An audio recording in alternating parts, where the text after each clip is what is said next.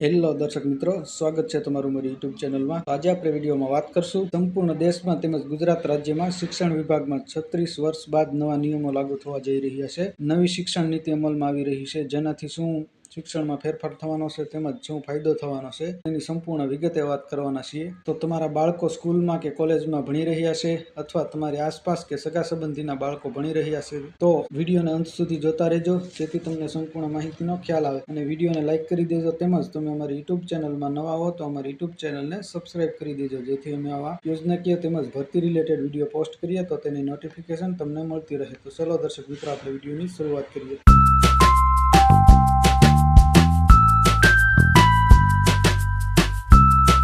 તો દર્શક મિત્રો, તમે સ્ક્રીનમાં જોઈ શકો છો નવી શિક્ષણ નીતિના જે શેડ્યુલ છે। દેશમાં 36 વર્ષ બાદ નવી જે શિક્ષણ નીતિ અમલમાં આવવાની છે તેનું શેડ્યુલ તમે નીચે સ્ક્રીનમાં જોઈ શકો છો। શાળા શિક્ષણ ફોર્મ્યુલા તમે સ્ક્રીનમાં જોઈ શકો છો। નર્સરીથી ધોરણ 2 તેમજ ધોરણ 3 થી ધોરણ 5, ધોરણ 6 થી ધોરણ 8 અને માધ્યમિક, આમ તો કુલ 4 વિભાગમાં વહેંચણી કરવામાં આવી છે। જેની ફોર્મ્યુલા વાત કરીએ તો 5+3+3+4 ફોર્મ્યુલા હેઠળ ભણવામાં આવશે। નર્સરીથી ધોરણ 2 5 વર્ષ મૂળભૂત, જેમાં જ્યારે બાળક 4 વર્ષનું થશે ત્યારે તે નર્સરીમાં એડમિશન લઈ શકશે। ત્યાર પછી 5 વર્ષનું થાય ત્યારે કેજીમાં, પછી સિનિયર કેજીમાં, પછી ધોરણ 1 અને બાળક 8 વર્ષનું થાય ત્યારે ધોરણ 2માં આવશે। ત્યાર પછી બીજા શેડ્યુલની વાત કરીએ તો ધોરણ 3 થી ધોરણ 5 સુધી તેમજ ધોરણ 6 થી ધોરણ 8 ત્રીજા શેડ્યુલ, અને માધ્યમિક શિક્ષણમાં ધોરણ 9 14 વર્ષનું બાળક થાય ત્યારે તે ધોરણ 9માં આવશે। ત્યાર પછી ધોરણ 10માં 11 અને 12। ત્યાર પછી આપણે આગળ બીજા જે ઘણા નિયમો છે તેની વાત કરીએ તો બોર્ડ ફક્ત ધોરણ 12માં લેવામાં આવશે, એટલે કે ધોરણ 10માં હવે બોર્ડની એક્ઝામ રહેશે નહીં। બોર્ડની એક્ઝામ ધોરણ 10માંથી રદ કરી દેવામાં આવી છે। એમફિલ પણ બંધ થઈ જશે। કોલેજ પછી જે લોકો એમફિલ કરે છે તે પણ બંધ થઈ જશે, અને કોલેજની ડિગ્રીના 4 વર્ષ થઈ જવાના છે। જે હાલમાં 3 વર્ષમાં ગ્રેજ્યુએશન કમ્પ્લીટ થાય છે તે હવે આવતા દિવસોમાં 4 વર્ષમાં કમ્પ્લીટ થશે। અગાઉ 10મા બોર્ડમાં પરીક્ષા આપવી ફરજિયાત હતી, જે હવે નહીં આપવી પડે। ધોરણ 10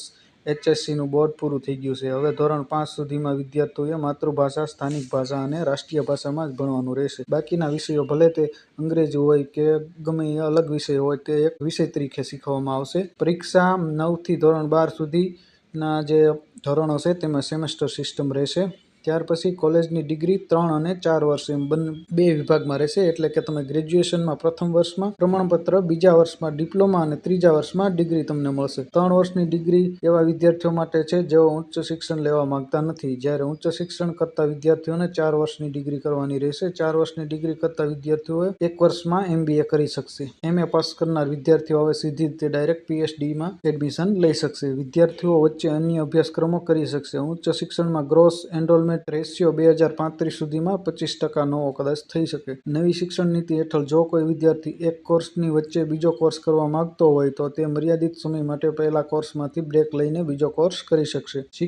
ઉચ્ચ શિક્ષણમાં પણ ઘણા સુધારા કરવામાં આવ્યા છે। સુધારાઓમાં વર્ગીકૃત શૈક્ષણિક, વહીવટી અને નાણાકીય સ્વાયત્તા વગેરેનો સમાવેશ થાય છે। આ ઉપરાંત પ્રાદેશિક ભાષાઓમાં પણ કોર્સ શરૂ કરવામાં આવશે। વર્ચ્યુઅલ લેબ વિકસાવવામાં આવશે। National education scientific forum NETFE શરૂ કરવામાં આવશે। તમે જણાવી દઈએ કે દેશમાં ટોટલ 45,000 જેટલી કોલેજો આવેલી છે।